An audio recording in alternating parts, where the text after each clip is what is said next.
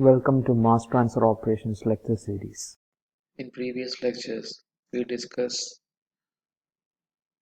different ways to calculate the rate of mass transfer. Assume a system like this. We have a solid A and a liquid surrounding the solid. The solid is soluble in liquid, so mass transfer of A into the liquid will take place. That means molecules of A will diffuse into the liquid like you see here. Here, assume that the liquid was stationary. That means the medium in which A is diffusing is stationary or it is stagnant. But it will not be the case always, because if the liquid medium or the liquid is flowing in the vertical direction upwards, then also the mass transfer of A will take place. In fact, in this case, the rate of mass transfer will be more. So the process in which the liquid medium through which mass transfer is taking place is in motion is known as convective mass transfer. I'll repeat, the process of mass transfer such that the medium or fluid through which mass transfer occurs is in motion. So we can like convective heat transfer. Two types of convective mass transfer is possible. One is free convection and the other is forced convection.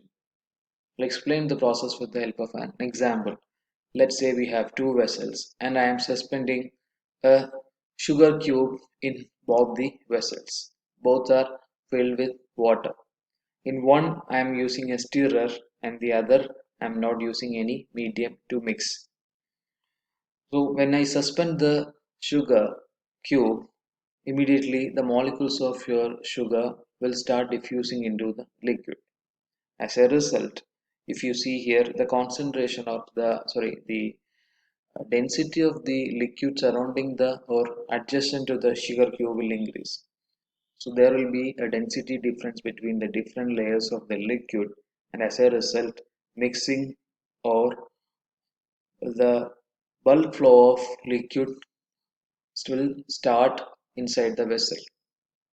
So the liquid is no longer stationary, there is motion of the liquid, and this type of mass transfer is called free convection or mass transfer by free convection. In the second case, I've used a stirrer to provide motion to the liquid medium. Because of the action of the stirrer, the liquid medium or the bulk liquids in the vessel is in motion. And this kind of mass transfer is known as forced convection mass transfer. As you increase the velocity of the fluid, the rate of mass transfer will also generally increase. These two cases are similar to heat transfer by conduction and heat transfer by convection.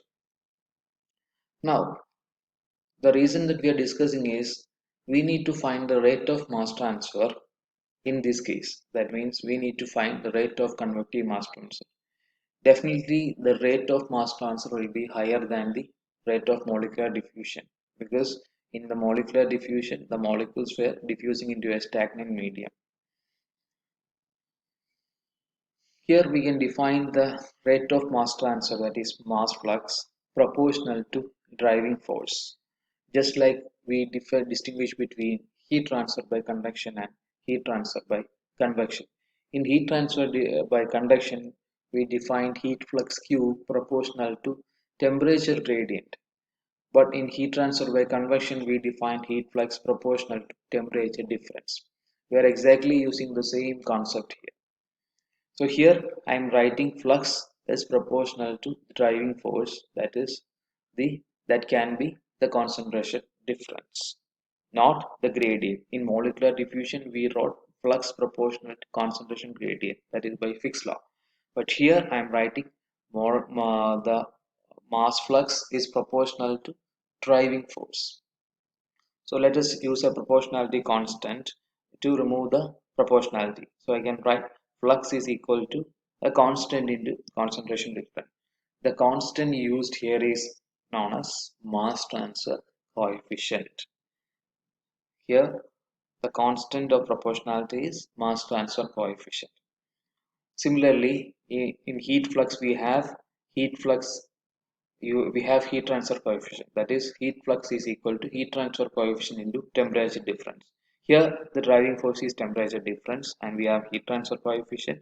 Similarly, for mass flux we have driving force as concentration difference and the constant used is known as mass transfer coefficient. Now let's try to develop expressions for mass flux. Here it should be noted that in case of mass transfer we can express driving force in different units or in different quantities.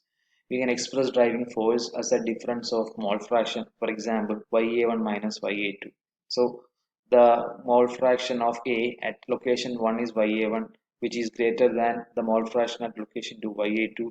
So the difference will act as the driving force and molecule will diffuse from region 1 to region 2. Another possibility is express the driving force as pressure difference or as concentration difference. We can see the examples also here. Okay. Next point to be considered is the medium in which the medium in which the molecules are diffusing. In case of molecular diffusion also, we developed flux equation for diffusion in liquid phase and gas phase separately. Here also we will try to do the same. We will define different flux equation for gas phase and liquid phase reactions. Okay. Another thing to be considered is the type of or types of diffusion that is happening. That is, so diffusion, there are two cases that we discussed. One is diffusion of A through non-diffusing B. That means molecules of A are diffusing in a binary mixture of A and B, but B is not diffusing. B is B is stagnant. Another is equimolar counter diffusion of A and B. In this case, both A and B are diffusing, but they are diffusing in opposite direction at the same rate. Okay, so here let us try to develop flux equations for convective mass transfer for case 1 and case 2. I'll discuss for both cases gas phase and liquid phase mass transfer, liquid phase, gas phase and liquid phase convective mass transfer. So we'll let us begin with gas phase. In gas phase, the convective mass flux Na is equal to kg mass transfer coefficient kg into Pa1 minus Pa2. For gas phase mass transfer, we can express the express the driving forces pressure difference or as mole fraction difference or as concentration difference. So we have three equations. One is kg mass transfer coefficient into pressure difference, ky mass transfer coefficient ky into mole fraction difference, and Kc into concentration difference. The terms Kg, Ky and Kc are called mass transfer coefficient and the suffix is used to distinguish between them. So if we are using pressure difference we have to use Kg, if we are using mole fraction difference use Ki, and if we are using concentration difference use Kc.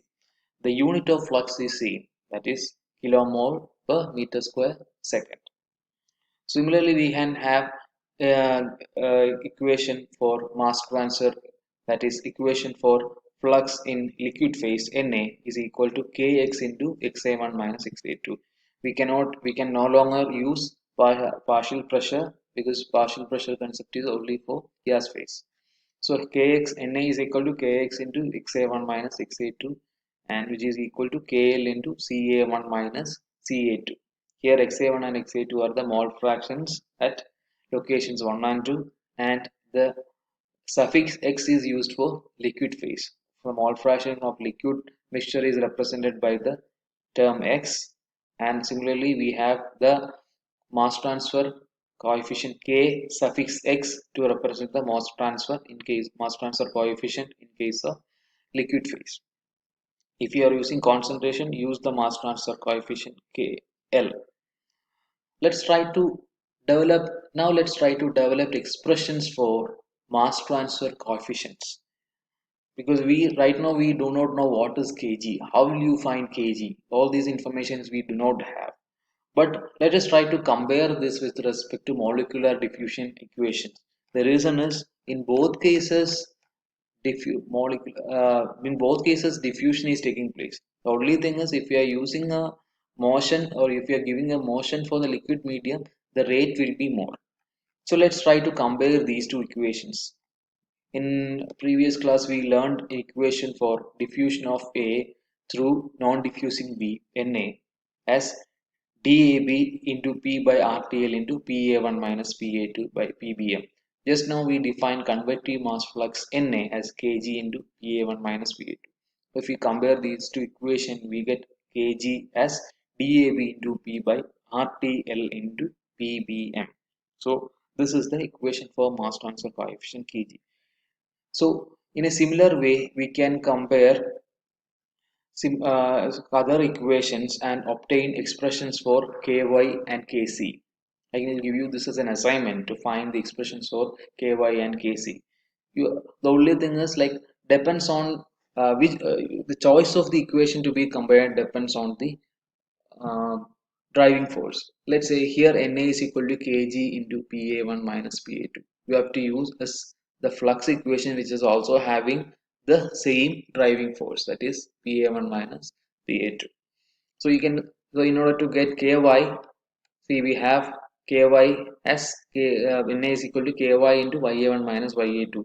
So the thing should be done is express Na in terms of Ya, mole fraction, and compare the equation. Here the expression is the flux is expressed in terms of partial pressure in this equation, but you know how to obtain or convert this equation into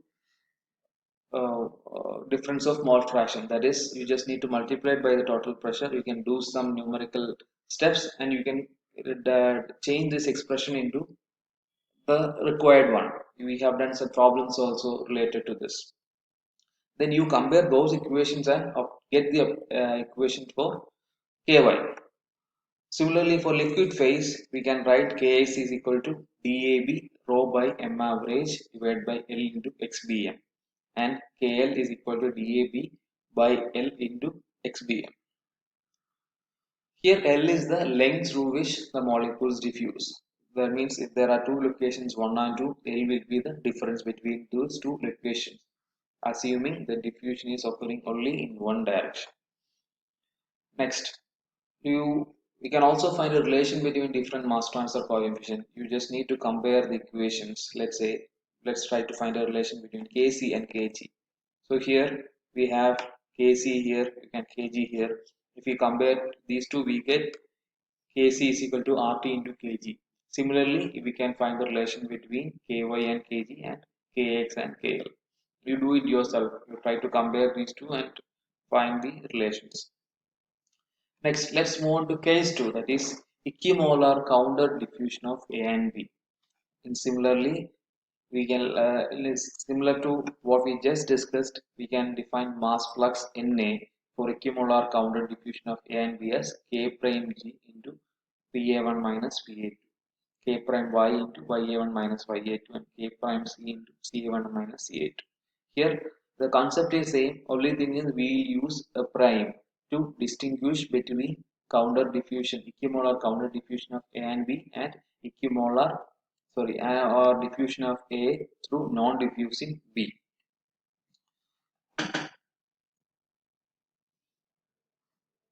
Okay, so remember a prime should be used if the case is equimolar counter diffusion.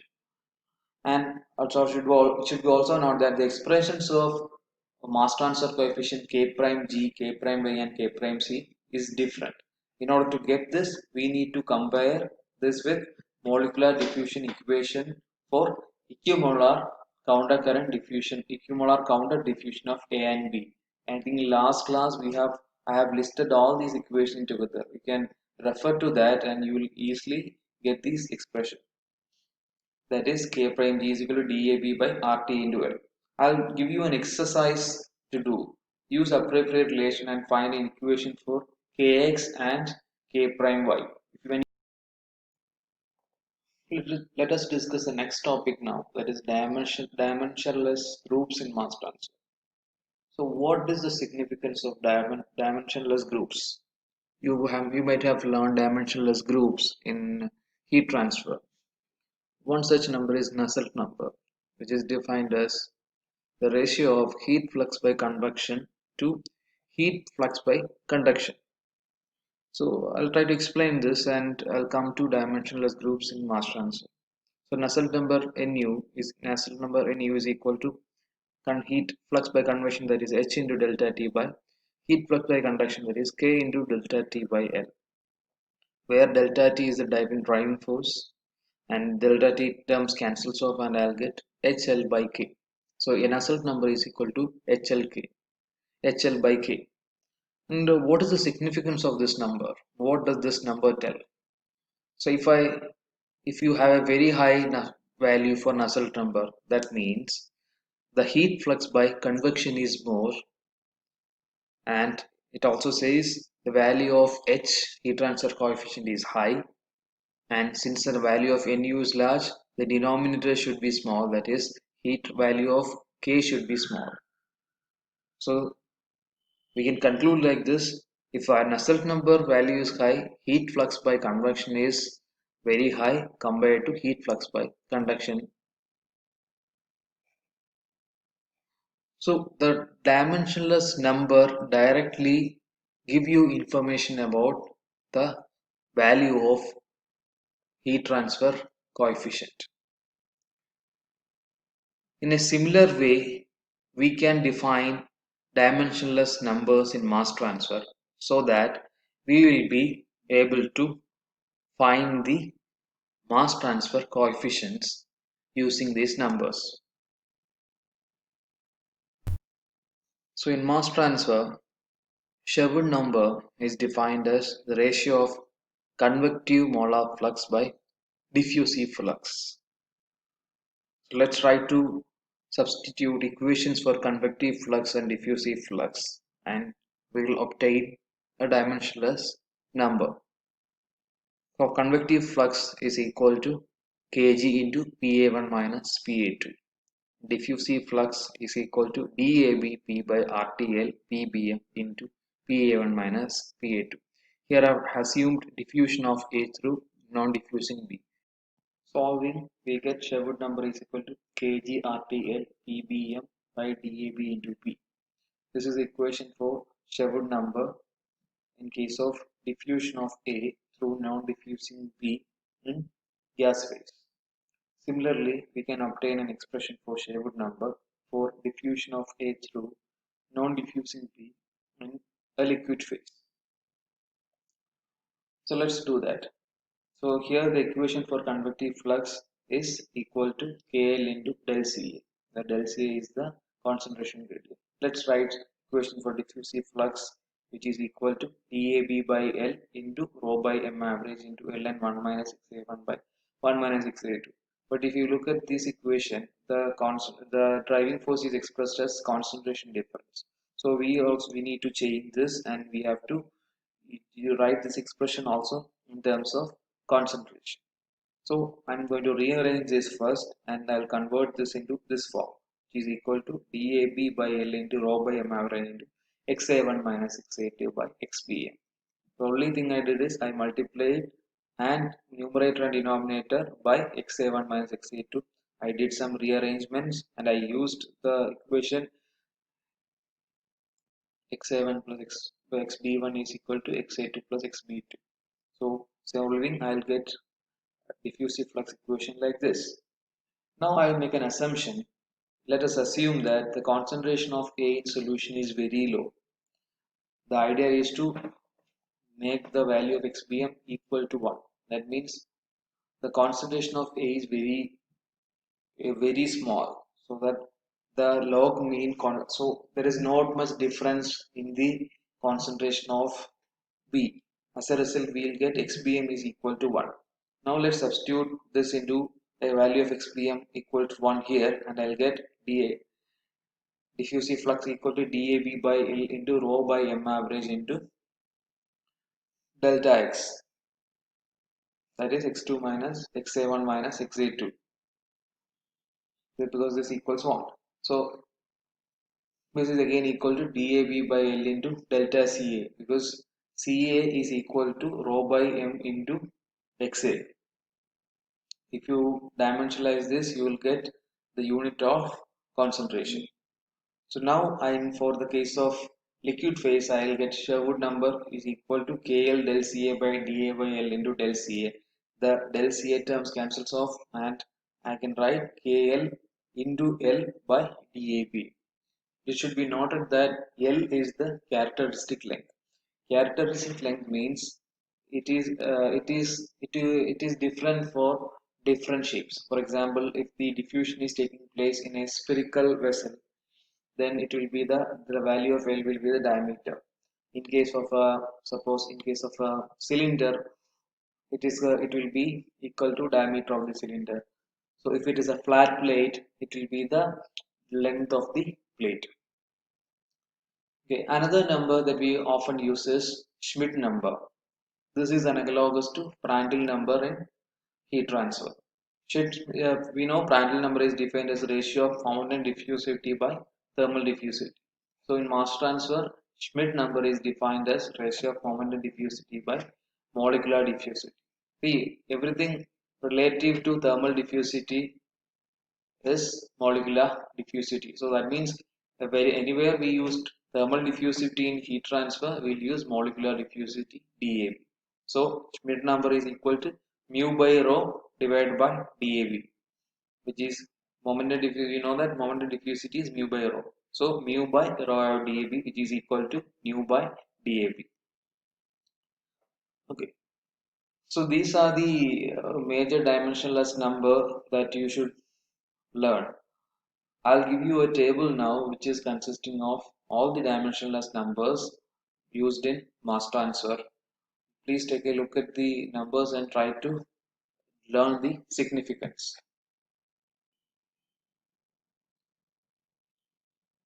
Okay. Now let's discuss some correlation to find convective mass transfer. We know convective mass flux Na is equal to KL into Ca1 minus Ca2. We'll be able to calculate the value of flux only if we know the value of mass transfer coefficient KL.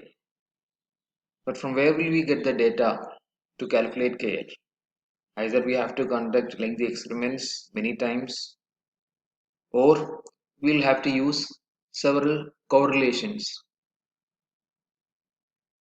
The expression of correlation can be solved to obtain the value of KL. One such correlation is SH Sherwood number is equal to KL D by DAB is equal to 1.62 RE into SC D by L the whole raised to 1 by 3.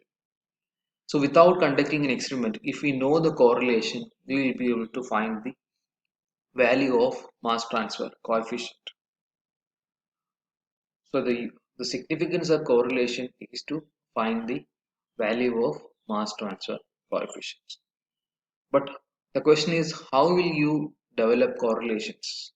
From where did we get these correlations? So in this class, I'll discuss how to do dimensional analysis to find correlations. One technique is known as Buckingham pi theorem. You might have learned this in heat transfer. This method is used to develop a correlation for mass transfer coefficient. Let's try to develop for one. So the first thing we should know is we should be able to identify the system in which mass transfer is taking place. Here let us assume the dissolution of a sphere of A into a flowing liquid. Let's say I have a flat plate here. A liquid is flowing out the flat plate. I have suspended a solid which is soluble in the liquid. As a result, when the liquid flows, molecules of A will diffuse into the liquid. So this is the case. The question is, how can I find the mass transfer coefficient KL for the same? To solve this, I'll do a dimensional analysis. I'll apply the power law and I'll solve. So to start with, I should first know what are the parameters that the value of K will depend on. The mass flux, the rate of mass transfer will directly depend on the value of this KL, because we know Na, the mass flux of A is equal to KL into Ca1 minus Ca2, where Ca1 minus Ca2 is the concentration difference. So Ca1 will be the concentration of air at the surface of the solid, and Ca2 will be the concentration of A in the bulk, that is the concentration difference.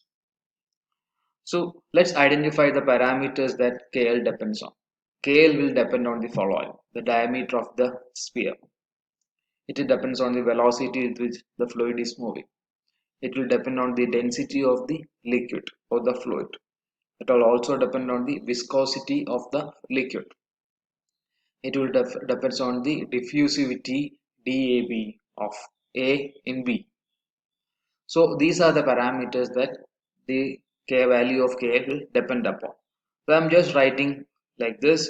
I can write KL is proportional to V raised to alpha into rho raised to beta into mu raised to gamma into DAB raised to delta into D raised to epsilon. I wrote like this because I do not know the relation between KL, mass transfer coefficient, and velocity. I'm assuming it, so there is some relation. So unknowingly I've used, which is unknown, so I've used some constants. Alpha, the value of alpha can be 1 by 3, it can be 2, something I do not know. But I'll try to figure out the values of these coefficient constants. So in order to remove the proportionality, I'm using a constant Kn. So I can write KL is equal to K1 into all these terms. Now we will start the dimensional analysis. We will try put the dimension of the quantities on both sides, because we know the dimension of all the quantities that are present here. So substitute the value of dimension, substitute the dimension of all the quantities. So KL, the unit of KL is meter per second. So I can write L by T. You can also put a square bracket here into K1 into what is the right the velocity. The dimension of velocity is meter per second. So L by T. So similarly, upright the substitute the unit of all the, or the dimension of all the individual terms. Please note this is beta. Now after this, you have to equate the dimension, equate the powers of the length, mass and time on both sides, because these are the quantities that are present on either sides. Not all, I think mass is not there, but still we can equate. So try to identify the powers of length, mass and time, the quantities which are present in RHS and in LHS. So let's find that the dimension of L in LHS is 1, which is equal to alpha plus minus 3 beta minus gamma plus 2 delta plus epsilon. And similarly, let's do for mass M.